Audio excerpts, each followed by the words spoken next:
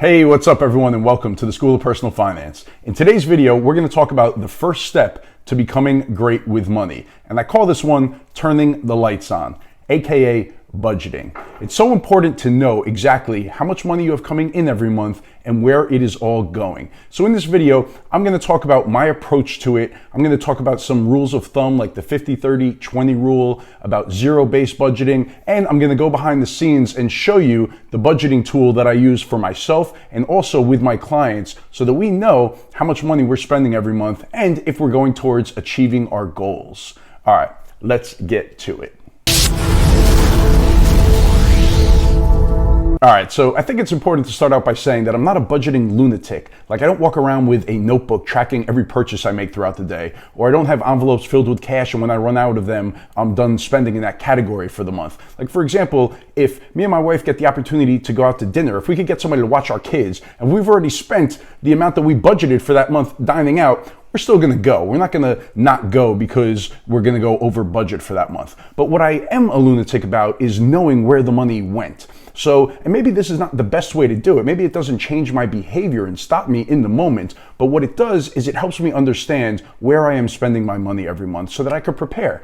And if I see that I'm not reaching my goals or that I'm not saving enough towards my goals, then I could change my behavior and see where the fat is and start to cut it out. But I think that it's super important to know exactly how much money you are spending in different aspects of your life so that you could see, are there places where I could really make some behavioral changes in order to achieve my goals. But this talk about goals, this is where it starts, and it's really the first step in the budgeting process for me, and that's getting very clear on what my goals are. And I typically do it on an annual basis. So for example, the first thing that I'll do is I will sit down and I will write out specific goals that I have for this year that I want to accomplish. So maybe it's maxing out my 401k, and how much am I going to have to sacrifice? How much money am I going to have to save out of each paycheck in order to hit that maximum? Or maybe it's going on a vacation and taking my kids to Disney and spending $6,000 this year.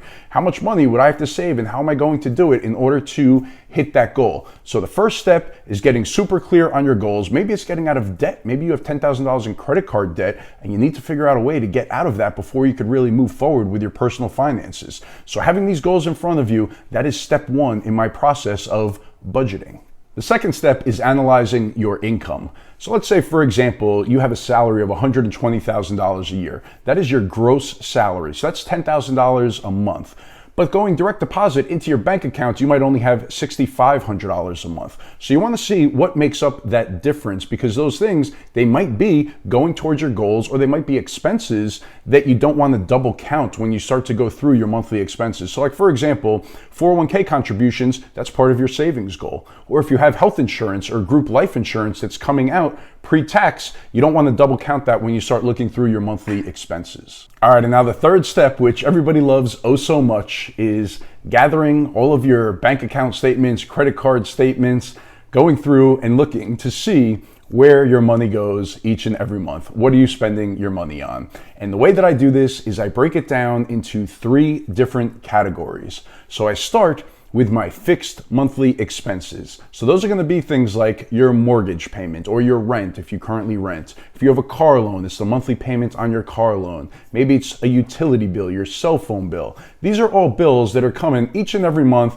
and the dollar amount is the same. I mean, it could vary, like a cell phone bill, it could vary a couple bucks here and there, but for the most part, they are your fixed bills that are coming no matter what you do, that you have very little wiggle room as far as changing them. So that is my first category, is all my fixed expenses, and I add that number up. Then next, I'll categorize all my variable expenses. So these are going to be things like going out to dinner or grocery shopping or purchases on Amazon, things that are changing every month that you do have some control over, where if you do need to cut some things out of your budget, you need to spend less money, these are places that you could go where you could actually have an impact and make a difference. And then the third category are for those expenses that do not come out monthly. So for example, I pay estimated quarterly taxes for my income being self-employed. So that's every 3 months. Or my car insurance premium is semi-annually. So every 6 months, I have to pay Geico for my car insurance. Or my homeowner's insurance, I don't have it escrowed. So it's only once a year. My umbrella insurance, once a year. So for those items, what I do is I list them out. I list the total amount that I pay for them, and then I break it down. I divide it by 12 and break it down into a monthly amount, just so so I know how much I need to be putting aside for each of those categories. What I like to do, I don't know if you ever heard of sinking funds, but what you could do is you could set up an account specifically for the purpose of paying that bill. Like Capital One 360 is very good for this, where you can set up different accounts and have money go in for a specific purpose. Like for example, I could have a savings account where I just use it for my homeowner's insurance. And if my homeowner's insurance is $1,200 a year and I pay it once, I send $100 automatically every month into that Capital One account, and then when the bill comes due, I have it. Or you could just have one account and not have a separate one for each of those bills that are not monthly. So you could just have one savings account that's separate from everything else in your life. You figure out the monthly amount for all of those bills that are annually and semi-annually, and you send that over to it so that when the bill comes due, you're able to just pull the money from there and stroke a check. But it's in your monthly budgets. You're accounting for it monthly. You're sending the money over monthly so that you don't get slammed with a $2,000 bill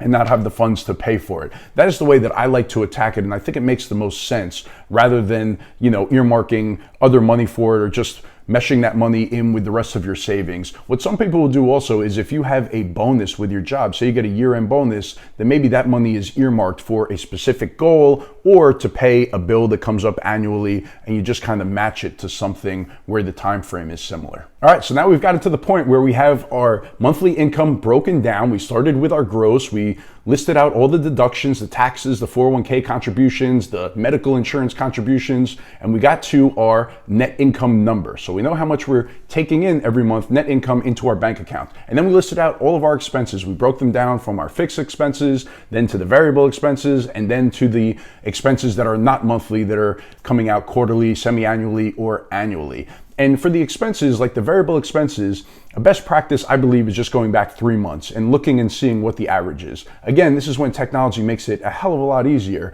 but looking back and seeing how much you spent, for example, going out to dinner over the last 3 months and taking an average, that's a good starting point, but you're going to track it going forward. But that's typically how I start with clients, or how I started with myself, just going back and looking at that 3-month period. And then hopefully when we subtract our expenses from our net income, there is money left over. This money that's left over, we need to give it a job. This is why we call it zero-based budgeting. That money needs to go somewhere. It needs to go towards those goals that we talked about in step 1. So let's say, for example, you have $1,500 left over at the end of every month after all of your expenses are deducted.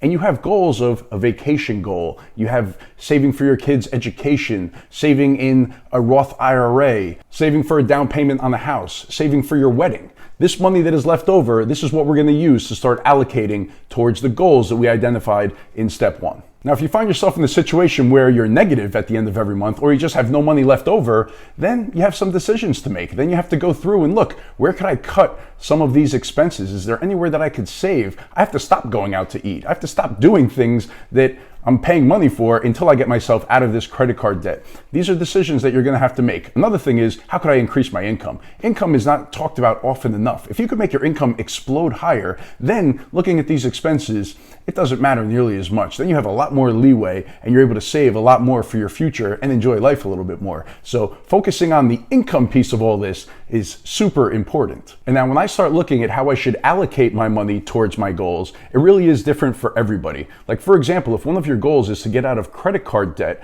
then that is usually the top priority. If you have bad debt, then I want to allocate as much as I possibly can to getting rid of that debt. That's going to take priority over, a down payment for a house. I need to get the credit card debt out of my life before I can think about saving for a down payment on my house. Or if I have zero money in the bank and no emergency fund, that might take priority over many other things. So it really depends on your specific situation.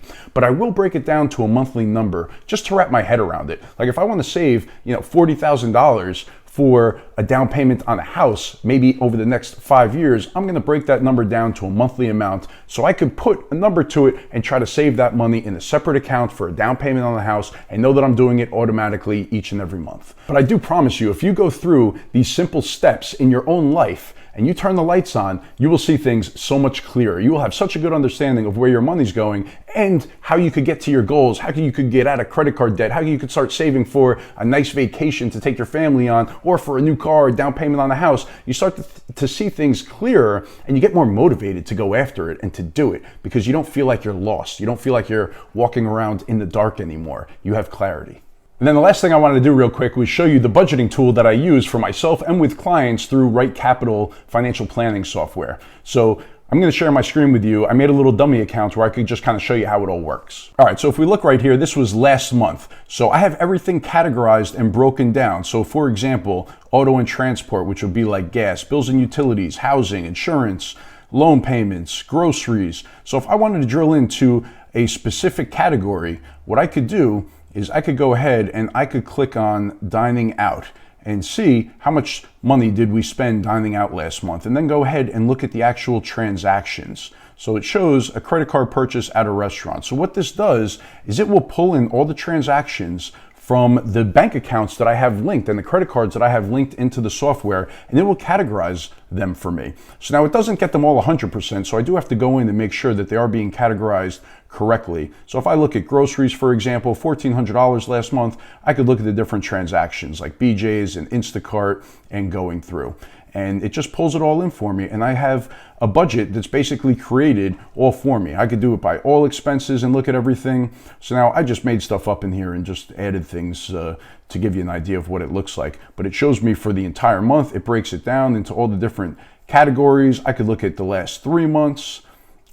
I could go ahead and I could look at the current month, and this is great. And it has a mobile app as well. So I could go on my phone in the mobile app and look to see how much money am I spending in each different category. I could go in and categorize things on the mobile app. So if I'm sitting on the couch watching TV or something, I want to go in and make sure that all of the expenses are being categorized correctly, I could go in and do that. Like for example, if I write a check to somebody, the system is not going to know who I wrote a check to. So I would have to go in and categorize that to whatever expense it goes to. But it is very intuitive. It's great. It makes it so easy for me to stay on top of where all of my money is going every month, so that I have clarity, that I could see, you know what, we're spending too much money going out to eat every month, and I would rather be saving that money for something. So we need to dial it back a little bit and start putting more money towards savings and less money towards eating out every month. Unfortunately, that has not been the case over the last year, I'm sure, with any of us. I mean, I guess takeout has gone up tremendously, but going out to eat, it's been well below budget over the last year. All right, everyone, that is it for this one. I hope that you found that one helpful. Please make sure to hit that like button if you enjoyed this video. Subscribe to the channel if you've not done so already, and I will see you again next week. Thanks.